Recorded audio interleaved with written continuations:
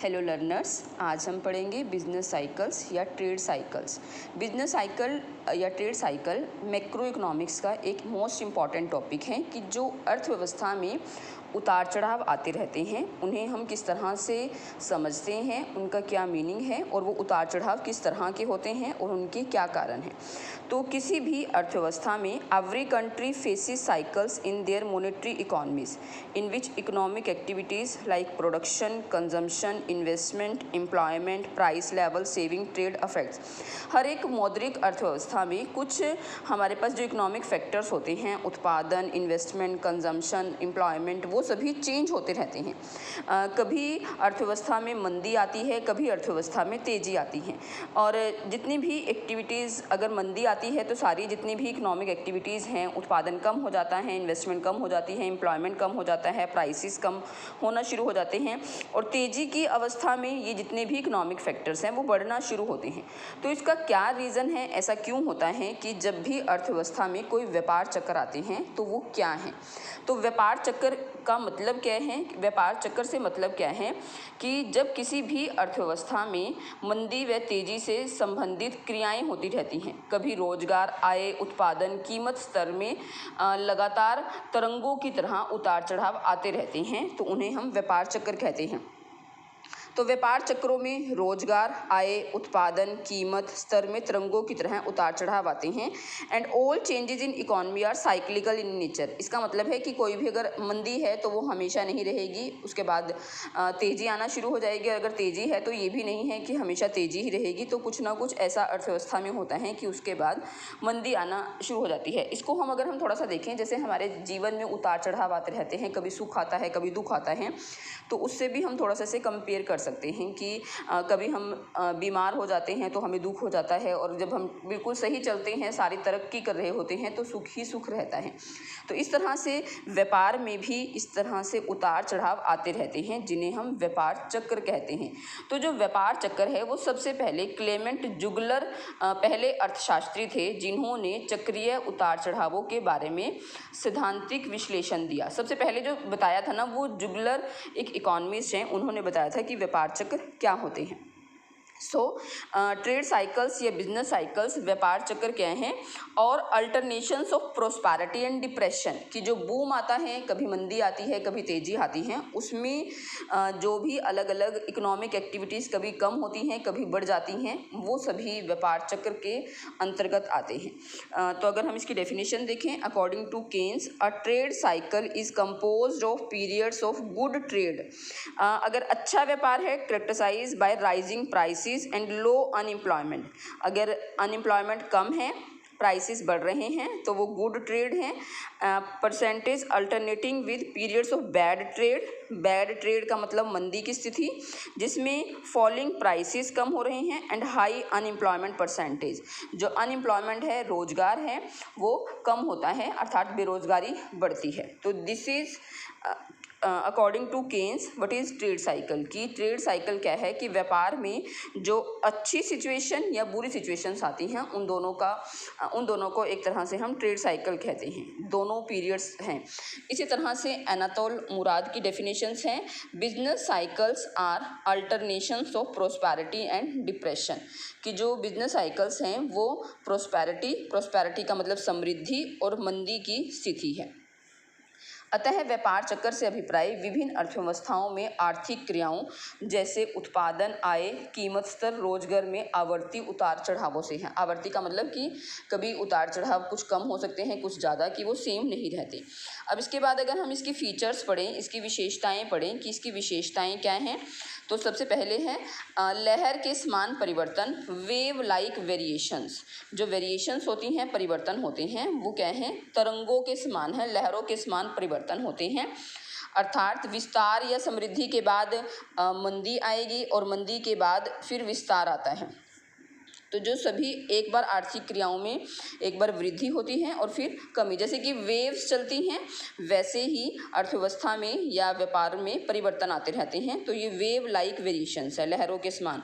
Not periodic, कोई निश्चित समय अवधि नहीं। ऐसा नहीं है कि हमेशा जो व्यापार चक्र हैं वो एक निश्चित समय अवधि के होंगे कि कोई 6 महीने के, 1 साल के या 2 साल के। हम इस तरह से नहीं कह सकते। जो इसकी समय अवधि है वो कोई निश्चित समय अवधि नहीं होती। कई बार ये अधिक समय के भी हो सकते हैं, कई बार ये कम समय के भी हो सकते हैं। नेक्स्ट है रिकरंट फ्लक्चुएशंस, आवर्ती उतार चढ़ाव। आवर्ती उतार चढ़ाव का मतलब क्या है कि एक प्रकार की जो स्थिति है वो हमेशा नहीं बनी रह सकती। अर्थात अगर तेजी है तो हम ये कहें कि हमेशा तेजी ही रहेगी, ऐसा नहीं होता। और अगर कभी मंदी है तो इसका मतलब ये नहीं है कि हमेशा मंदी ही रहेगी। लगातार जैसे कि अगर अर्थव्यवस्था में अगर आर्थिक क्रियाएं घट रही हैं तो वो लगातार कम उसमें अनएम्प्लॉयमेंट बढ़ जाएगी, कीमतें कम हो जाएंगी, आय भी कम रहेगी, लेकिन फिर उसके बाद आर्थिक स्थिति अच्छी आनी शुरू हो जाती है। इसका मतलब जो उतार चढ़ाव हैं वो बदलते रहते हैं। ट्रेड साइकिल्स आर कम्यूटेटिव, व्यापार चक्र संचयी होते हैं। इसका क्या मतलब है? कहते हैं कि जब एक बार चक्रीय परिवर्तन किसी एक दिशा में, कि अगर ऊपर की तरफ जा रहे हैं तो सभी जो क्रियाएं हैं ना, अभी हम जब इसमें मीनिंग वो करेंगे ना, इसके फेजेस करेंगे तब वो ज़्यादा क्लियर होगा कि जो इसकी जो सभी फैक्टर्स हैं, इकोनॉमिक एक्टिविटीज़ हैं, वो ऊपर की तरफ बढ़नी शुरू हो जाती हैं। तो इसका मतलब सभी जो इकोनॉमिक क्रियाएं हैं वो बढ़नी शुरू होती हैं। और जब मंदी की दशा में सभी इकोनॉमिक क्रियाएं अगर कम हो रही हैं तो बाकी दूसरी भी कम होकर उस मंदी की तरफ उसको ले जाती हैं। डिफरेंट इम्पैक्ट्स, कहते हैं कि असमान प्रभाव, जो अर्थव्यवस्था है, व्यापार चक्र हैं, उनका जो प्रभाव है वो बहुत अधिक होता है। अर्थात अलग अलग क्षेत्रों में, उद्योगों में उनका जो प्रभाव है वो एक जैसा नहीं होता, बल्कि अलग अलग होता है। ऐसा नहीं है कि सभी क्षेत्रों को वो एक तरह से प्रभावित करेगी। हो सकता है कि व्यापार चक्र एग्रीकल्चर को प्रभावित ही ना करें, लेकिन हो सकता है कि व्यापार चक्र सभी सेक्टर्स को एक साथ प्रभावित कर सकते हैं। तो हम ये नहीं कहेंगे कि जो व्यापार चक्र है उसका प्रभाव सभी जगह एक समान ही रहता है। नेक्स्ट है इंटरनेशनल इन नेचर, अंतर्राष्ट्रीय प्रकृति, क्योंकि आजकल वर्तमान समय में सभी जो देश हैं वो एक दूसरे से जुड़े हुए हैं ड्यू टू ग्लोबलाइजेशन। तो अगर एक देश में मंदी आती है तो उसका जो प्रभाव है वो दूसरे देशों पर भी पड़ता है।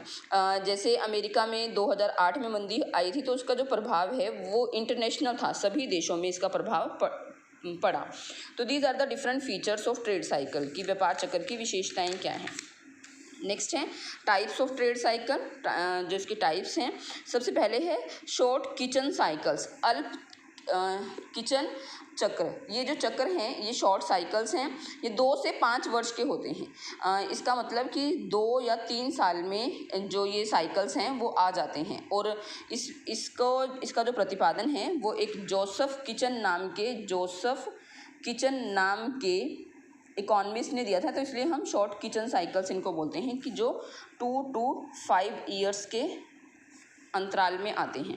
नेक्स्ट है द लॉन्ग और जगलर साइकिल्स, दीर्घ अथवा जगलर साइकिल्स। इस चक्र को हम बड़ा चक्र भी कहते हैं। लॉन्ग साइकिल्स होते हैं, इसको 1862 में जगलर ने बताया था।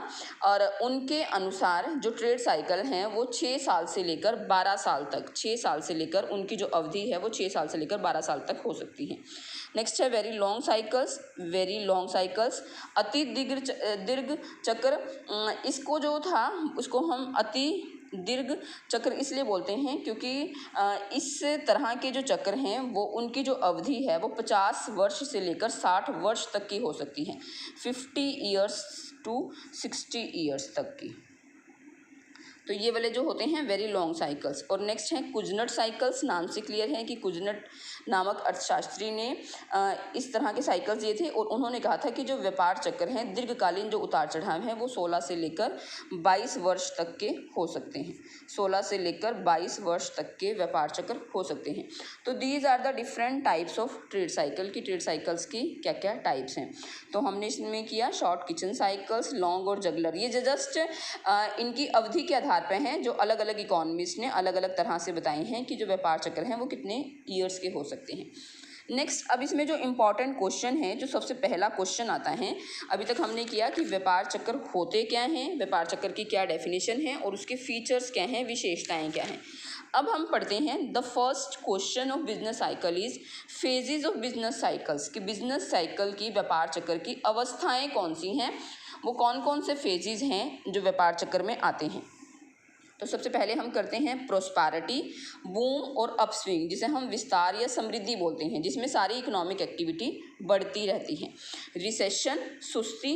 नेक्स्ट है डाउन स्विंग, डिप्रेशन और कॉन्ट्रैक्शन, जिसे हम संकुचन या मंदी बोलते हैं। मंदी और प्रोस्पैरिटी के बीच में एक सिचुएशन होती है जिसे हम रिसेशन बोलते हैं। एकदम से मंदी नहीं आती बल्कि धीरे धीरे मंदी आना शुरू होती है और उसके बाद धीरे धीरे रिकवरी करना हम शुरू कर देते हैं, जिसके हम पुनरुत्थान बोलते हैं।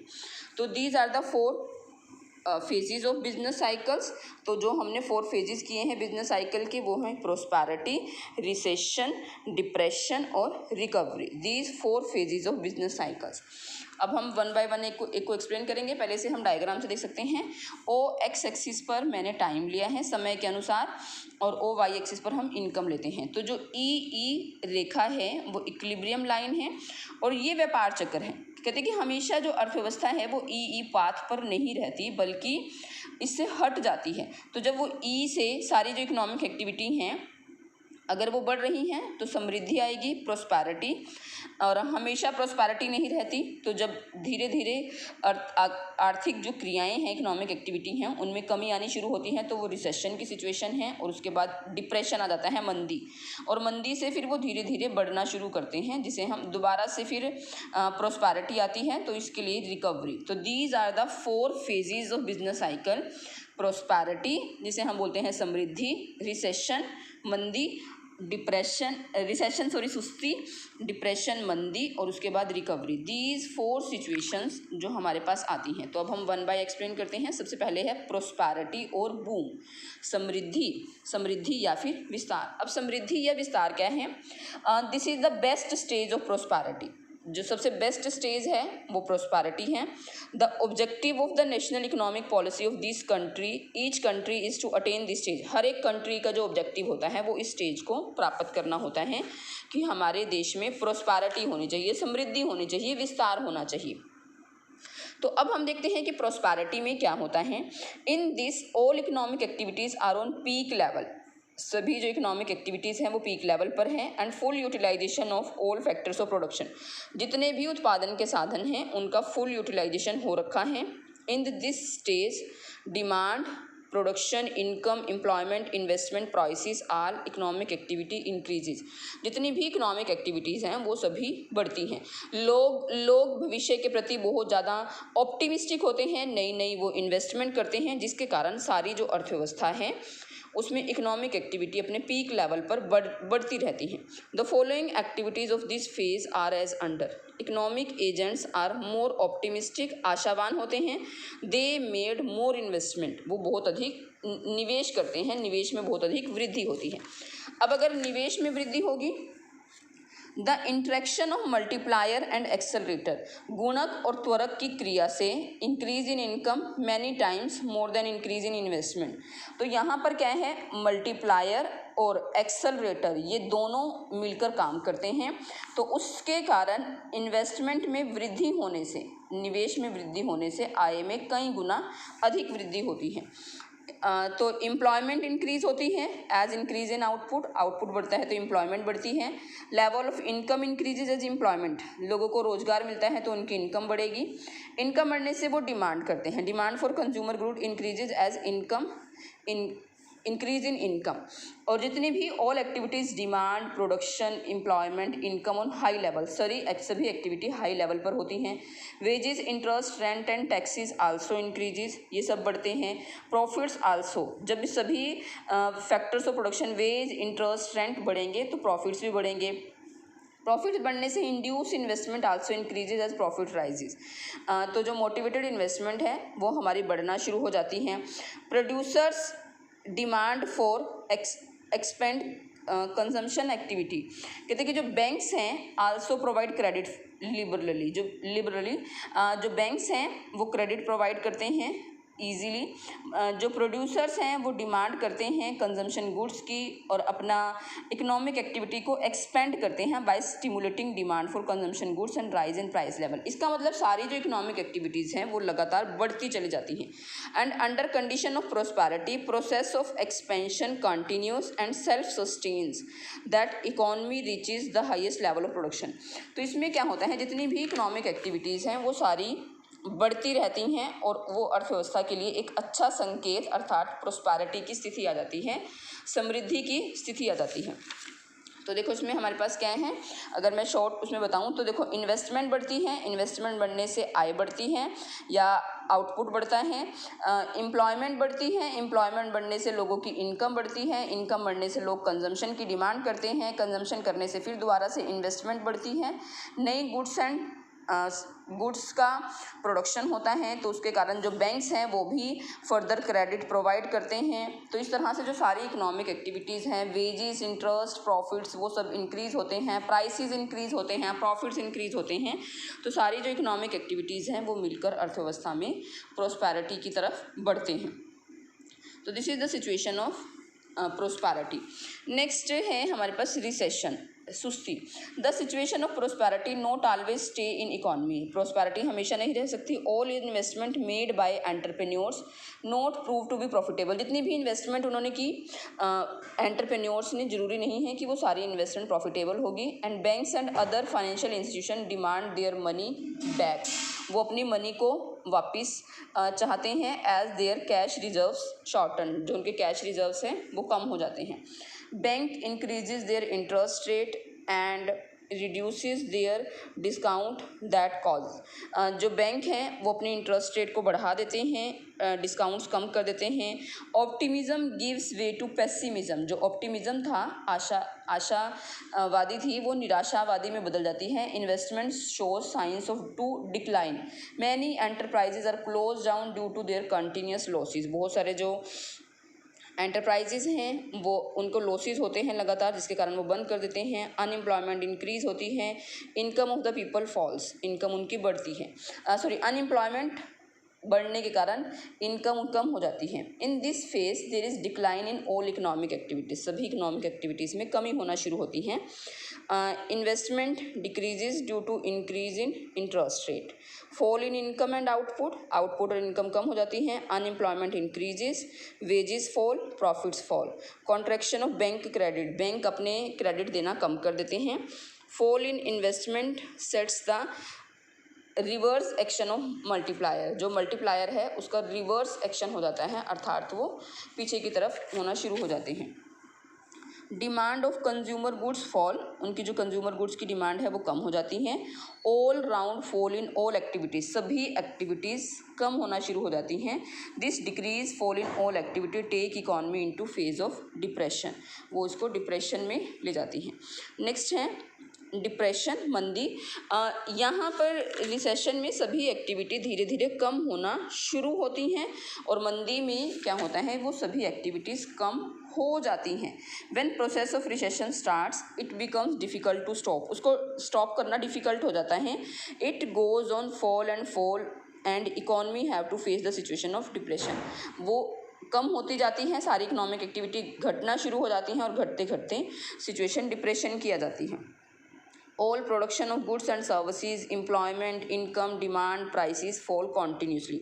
सब धीरे धीरे कम होना शुरू हो जाती हैं।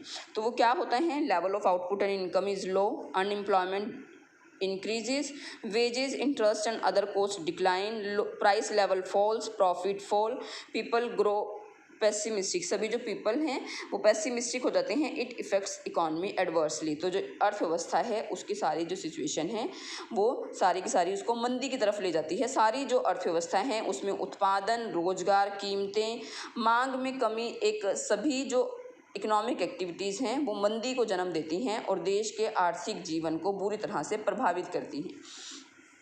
तो ये मंदी है। लेकिन जब रिकवरी है, नेक्स्ट जो स्टेज है रिकवरी, कहते कि जब fourth phase of trade cycle is recovery. Depression affects country badly, depression उसको बहुत अफेक्ट करता है, लेकिन ये जो सिचुएशन है वो हमेशा नहीं रहने वाली। तो जो during depression the entrepreneurs note replace machines and other capital goods like machine plants. अब डिप्रेशन में क्या होता है कि क्योंकि पहले रिसेशन हुआ, फिर डिप्रेशन हुआ, तो ये ऐसा नहीं है कि अब मैंने कहा तो साथ ही प्रोस्पेरिटी आ गई, साथ ही डिप्रेशन आ गया, बल्कि उसमें कुछ समय लगता है, हो सकता है 1 साल, 2 साल, 4 साल, 5 साल। तो कहते हैं इस समय तक जब डिप्रेशन होता है तो लोग मशीनों में इन्वेस्ट नहीं करते, नया प्लांट एंड मशीनरी नहीं लगाते, तो फिर during depression the entrepreneurs not replace machines and other capital goods like machine plants. Even during the phase of depression a situation arises their need for replacement. जो machines हैं वो हमें अब replace करनी ही करनी होंगी अगर हम प्रोडक्शन करना चाहते हैं। तो जो एंटरप्रेन्योर्स हैं वो मशीन्स को रिप्लेस करेंगे। It results more demand for capital goods. तो कैपिटल गुड्स की हमारी डिमांड बढ़ जाएगी, कैपिटल गुड्स में इन्वेस्टमेंट किया जाएगा, फिर दोबारा से मल्टीप्लायर और एक्सेलरेटर मिलकर काम करेंगे और अर्थव्यवस्था में इनकम बढ़ेगी, इनकम बढ़ने से डिमांड बढ़ेगी, डिमांड बढ़ने से आउटपुट और एम्प्लॉयमेंट बढ़ेगी, और तो जो इकोनॉमी है वो धीरे धीरे डिप्रेशन से बाहर आ जाएगी। तो इसकी मेन फीचर्स क्या हैं रिकवरी की? Replacement of investment results increase in income and output, employment increase होगा, डिमांड बढ़ेगी, प्राइसेस इंक्रीज होंगे, प्रॉफिट्स बढ़ेंगे, इन्वेस्टमेंट इंक्रीज होगा, और जो बैंक लोन की डिमांड है वो बढ़ेगी, और जो पेसिमिज्म है वो गिव्स प्लेस टू ऑप्टिमिज्म। तो ये सारी सिचुएशंस दोबारा से आ जाएंगी, अर्थात निवेश, रोजगार, उत्पादन, आय, उन सभी में जो पहले कमी हो रही थी वो धीरे धीरे वृद्धि होना शुरू होगी और अर्थव्यवस्था दोबारा से पटरी पर आ जाएगी, या इसे हम कहेंगे कि जो अर्थव्यवस्था है वो दोबारा से रिकवर होना शुरू हो जाएगी। कई बार ऐसी सिचुएशंस भी होती हैं कि मंदी से निकलने के लिए कई बार सरकार भी नया निवेश कर देती है, क्योंकि सरकार को पता है कि अर्थव्यवस्था में मंदी है, डिप्रेशन है, तो उससे निकलने के लिए सरकार नया निवेश करेगी। तो नया निवेश करने से एम्प्लॉयमेंट मिलेगा, रोजगार बढ़ेगा, आउटपुट बढ़ेगा, इनकम बढ़ेगी, प्राइसेस बढ़ना शुरू होते हैं, धीरे धीरे से अर्थव्यवस्था फिर दोबारा से पटरी पर आना शुरू हो जाती हैं। तो these are the different phases जो हमने पढ़े हैं, that is prosperity, recession, contraction, मंदी जिसको हम बोलते हैं, रिकवरी। तो प्रोस्पेरिटी या बूम जो सबसे बेस्ट स्टेज है, उसके बाद हमने किया इसमें नेक्स्ट स्टेज थी रिसेशन की, सुस्ती, फिर हमने की डिप्रेशन, मंदी, और उसके बाद है रिकवरी। अब ये हमारा इसमें एक तरह से बेसिक क्वेश्चन है कि what is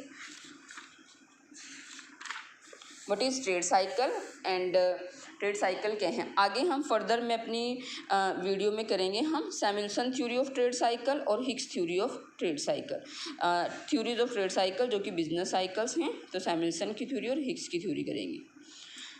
thank you very much.